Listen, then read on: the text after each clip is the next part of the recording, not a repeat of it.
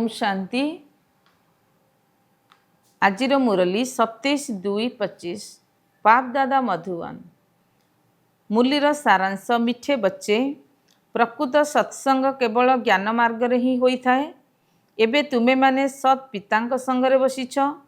बाबा स्मृति रे रहिबा अर्थ सत्संग करिबा। प्रश्न, वर्तमान ही तुम मानंकु सत्संगर आवश्यकता रही काहेकि?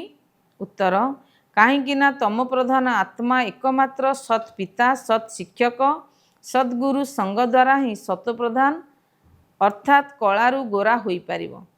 सत्संग बिना निर्बल आत्मा बलवान होई पारिबो नाही। बाबांकर संग द्वारा आत्मारे पवित्रतार बल आसी थाए।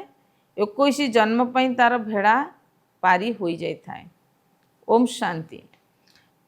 अच्छा, धारणा पाई मुख्य सारांश। 1 नंबर, तुम मानंकु निजर एई देहर संगठार उपराम रहियाकु हबो। एकमात्र सत् पितांकर संग द्वारा पवित्र हेबाकु पड़िबो।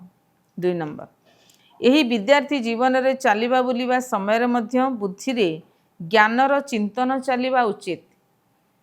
निजर लक्ष्य उद्देश्य को सम्मुख रे रखी पुरुषार्थ करिबाकु हबो। सच्चा हृदय रे बाबांकर सहयोगी हुओ।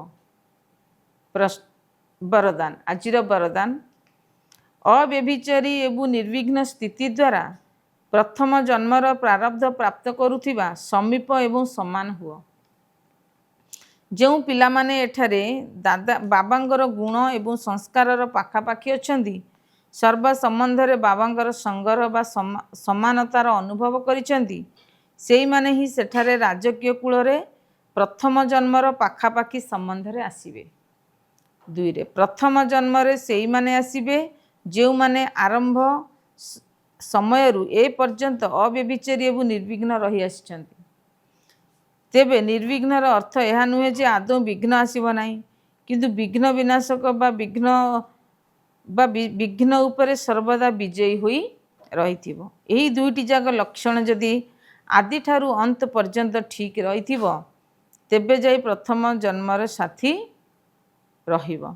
स्लोगान। शांतिर शक्ति द्वारा नकारात्मक को सकारात्मक रे परिवर्तन करो। ओम शांति।